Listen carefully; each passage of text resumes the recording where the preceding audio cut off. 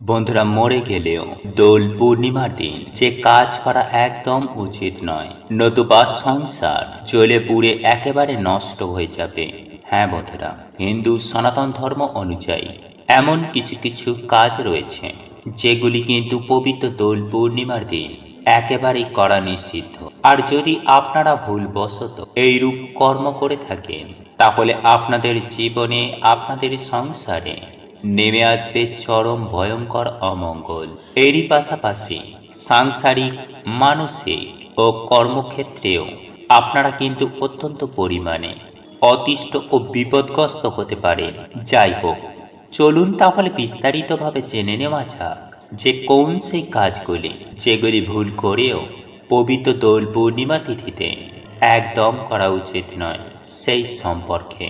দেখুন বন্ধুরা, জ্যোতিষ শাস্ত্র মতে দোল পূর্ণিমা তিথি শুরু হবার আগে সময়টিকে বলা হয় হলাষ্ট, এবং এই সময়টিতে কিন্তু কখনো কোনো শুভ কাজ করা হয় না।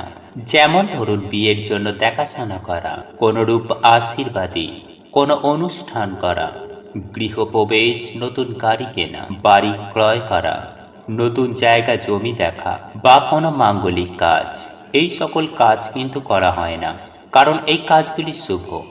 কিন্তু এইগুলি যদি আপনারা না মেনে পালন করে থাকেন, তাহলে কিন্তু শুভর জায়গায় কিছু অশুভ লক্ষণ বা একটা সিচুয়েশন তৈরি হতে পারে, এর বিপরীত ফল দিতে পারে।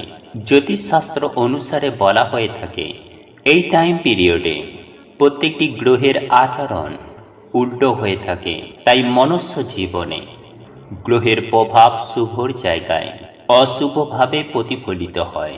তথা এই কারণেই শাস্ত্রে এবং অ্যাস্ট্রোলজি অনুসারে শুভ কাজ করা থেকে আমাদেরকে নিষেধ করা হয়েছে।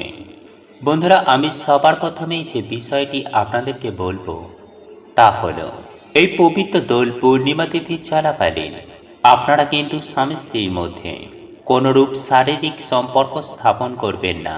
কারণ আপনারা যদি একে অপরের সঙ্গে সম্পর্ক স্থাপন করেন, তাহলে কিন্তু যে সন্তান বা সন্ততি জন্ম হয়, যে এই ধরাধামে আসে, সেই জাতক বা জাতিকার জন্মকুণ্ডলিতে অনেক প্রকার দোষ লেগে যায়, যার ফলে তার জীবনে কিন্তু খুব একটা সুখকর বা শান্তিদায়ক হয়ে ওঠে না। দেখবেন সেই সন্তান সন্ততি আপনাদের কিন্তু মনের মতন হবে না, তার আচরণ উল্টো হবে এবং সময়ের সাথে সাথে বাজে পথে যাবার একটা প্রবণতার সৃষ্টি হবে। সুতরাং অ্যাস্ট্রোলজির প্রেডিকশন অনুসারে আপনারা দোল পূর্ণিমা তিথিতে কখনোই দাম্পত্য মিলনে অগ্রসর হবেন না। দ্বিতীয়ত, দোল পূর্ণিমা তিথি চলাকালীন আপনারা কিন্তু কখনোই নিজের পরিবারের সদস্যদের সাথে বা বাইরের কোনো লোকেদের সাথে কিংবা কর্মক্ষেত্রের কোনো মানুষদের সাথে কোনরূপ বাদ বিবাদ, ঝগড়াঝাটি, কলহ, অশান্তিতে জড়িয়ে পড়বেন না। এতে কিন্তু ক্ষতি আপনাদেরই হবে। অন্যদিকে আপনারা এই দিন কোনো বয়স্ক মানুষদেরকে অপমান করবেন না, কাউকে মনে দুঃখ দিয়ে কথা বলবেন না। যতটা পারবেন নিজেরাই হেসে খেলে থাকবেন এবং অপরকেও চেষ্টা করবেন ভালো রাখার। তৃতীয়ত, দোল পূর্ণিমা তিথি চলাকালীন আপনারা কোনরূপ খরণ ক্রিয়া করবেন না। যেমন ধরুন, চুল, নখ, দাড়ি কাটা, এইগুলি কিন্তু ভুলেও করবেন না, নতুবা জীবনে দুর্ভাগ্যের কারণ আপনারা কিন্তু নিজেরাই হবেন। কারণ শাস্ত্রমতে এমনটাই মনে করা হয়, যেহেতু এই সময়টিতে গ্রহদের চাল উল্টো হয়, আর আপনারা যদি এই সময় কোনো খরণ ক্রিয়া করে থাকেন, তাহলে সেই জাতক জাতিকার জীবনে চরম ভয়ঙ্কর দোষ লাগে কুণ্ডলিতে, যার ফলে আর্থিক কষ্ট, দারিদ্রতা, পরিবারে অশান্তি, দাম্পত্য কলহ, সন্তান সন্ততিরা বাজে পথে অগ্রসর হওয়ার বা কথা না শোনার, অর্থের ক্ষতি হওয়া, সামাজিক স্তরে মান সম্মান হানি, এইসব নানান ঝামেলা কিন্তু জাতক জাতিকাকে পেতে হয়। সুতরাং আপনারা কিন্তু এই বিষয়টিও একটু মাথায় রাখবেন। কোনো পরিস্থিতিতেই আপনারা কিন্তু চুল, নখ, দাড়ি এই পূর্ণিমা তিথি চলাকালীন ভুলেও কখনো কাটবেন না। একই সঙ্গে আপনাদেরকে এটাও জানিয়ে রাখি যে এই পবিত্র দোল পূর্ণিমার দিন আপনি আপনার বাড়ির বয়োজ্যেষ্ঠ কোনো মানুষজনদের বিশেষ করে পিতামাতার পায়ে আবির বা রং দিয়ে ওনাদের আশীর্বাদ অবশ্যই নেবেন। দেখুন বন্ধুরা, বাবা মায়ের আশীর্বাদ যে সন্তানের ওপরে থাকে তার জীবনে এমনিতেই সফলতা কিন্তু আসে এবং প্রতিটি দেবদেবী সেই সন্তানকে তথা সেই জাতক জাতিকাকে আশীর্বাদ করে থাকেন যারা মা বাবার প্রতি ভক্তি রাখেন, প্রীতি রাখেন। একই সঙ্গে আপনারা যদি পরমেশ্বর ভগবান শ্রীকৃষ্ণের আশীর্বাদ ও কৃপাদৃষ্টি পেতে চান, ওনার অনুগ্রহ লাভ করতে চান, তাহলে অতি অবশ্যই পরমেশ্বর ভগবান শ্রীকৃষ্ণের চরণে লাল আবির অতি অবশ্যই নিবেদন করবেন। দেখবেন পরমেশ্বর ভগবান শ্রীকৃষ্ণের অনুগ্রহে আপনাদের জীবনে যাবতীয় আর্থিক কষ্ট যেমন ধ্বংস হবে, ঠিক তেমনই পরিবারে সুখ শান্তি সমৃদ্ধি বিদ্যমান থাকবে। সুপ্রিয় দর্শক বন্ধুরা, একই সঙ্গে আপনারা আরও একটি বিষয় মাথায় রাখবেন, যেটি হলো দান ধ্যান করা মহাপুণ্যের কাজ। সুতরাং আপনারা যদি প্রভু শ্রী হরি ও মা লক্ষ্মীর আশীর্বাদ কৃপা লাভ করতে চান, তাহলে অতি অবশ্যই নিজেদের সামর্থ্য মতো ক্ষমতা মতো কোনো গরিব দুঃখী অসহায় কোনো মানুষকে কিছু না কিছু দিয়ে সাহায্য দোল পূর্ণিমার দিন অবশ্যই করবেন। এর ফলে আপনাদের জীবনে সফলতা আসতে বেশি সময় লাগবে না এবং সর্ববিপদ আপদ থেকেও আপনারা কিন্তু রক্ষা পাবেন এবং জীবনে শান্তি ফিরে পেতে এবং জীবনে আয় উন্নতি করতে, একই সঙ্গে মনের সকল ইচ্ছে পূরণ করতে আপনারা কিন্তু পবিত্র দোল পূর্ণিমার দিন অতি অবশ্যই স্নান সেরে দেবতাদের চরণে আবির প্রদান করবেন। মনের সকল প্রত্যেকটি ইচ্ছের কথা জানিয়ে নিজের ইষ্ট দেবতাকে স্মরণ করবেন।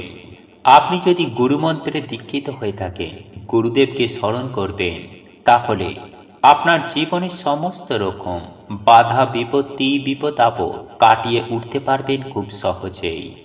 একই প্রসঙ্গে আমি আরও কয়েকটি বিষয় জানিয়ে রাখি, যদি এইগুলি আপনারা দোল পূর্ণিমার দিন করেন, যদি এই নিয়মগুলি মেনে চলেন, তাহলে কিন্তু অতি অবশ্যই খুব ভালো একটা রেজাল্ট পাবেন। দেখুন বন্ধুরা, আপনারা অর্থনৈতিক আয় উন্নতি করতে পারবেন, গাড়ি চাইলে গাড়ি পাবেন, বাড়ি চাইলে বাড়ি পাবেন, আপনারা যেটাই চাইবেন আপনারা কিন্তু সেটাই পাবেন। আপনাদের মনের সকল ইচ্ছাগুলো পূর্ণ হবে।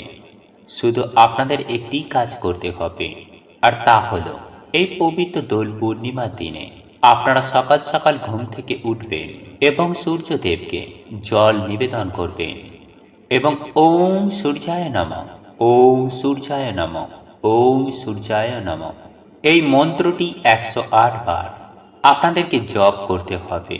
তাহলে সফলতা অতি অবশ্যই পাবে। কারণ বন্ধুরা, শাস্ত্রে বর্ণিত রয়েছে যে এই মহাপবিত্র দোল পূর্ণিমা তিথিতে আপনারা যে ঠাকুরেরই পুজো আরাধনা করুন না কেন, সেই ঈশ্বর আপনার ওপরে কিন্তু অত্যন্ত প্রসন্ন হন। তাই যারা কৃষ্ণ ভক্ত তারা মা লক্ষ্মী এবং পরমেশ্বর ভগবান শ্রীকৃষ্ণের পুজো আরাধনা করবেন। বন্ধুরা, এছাড়াও আপনারা এই পবিত্র দোল পূর্ণিমার দিন বিশেষ করে মা বোনেরা মাথায় সাবান শ্যাম্পু দেবেন না। এইরূপ কর্মের ফলে সংসারে আয় উন্নতি কিছুই হবে না, উপরন্ত আপনার গৃহে ভয়ঙ্কর দোষ লেগে যাবে, যার ফলে আপনাদের চতুর্দিক থেকে বিপদ আপদ দুঃখ কষ্ট জ্বালা যন্ত্রণা ঘিরে ধরবে। আপনাদের বহু কষ্টে উপার্জিত অর্থ জলের মতো বেরিয়ে যাবে। এক কথায় বলতে গেলে আপনার সংসার জ্বলে পুড়ে একেবারে নষ্ট হয়ে যাবে। সুপ্রিয় দর্শক বন্ধুরা, এই ছিল পবিত্র দোল পূর্ণিমা তিথির কিছু পালনের নিয়ম নীতি। যে কাজগুলি আপনারা করবেন এবং যে কাজগুলি আপনারা করবেন না, এই সকল প্রত্যেকটি বিষয় কিন্তু আমি আপনাদের কাছে তুলে ধরলাম। আশা করি আজকের এই ভিডিওটি দেখে আপনারা উপকৃত সমৃদ্ধ হয়েছেন।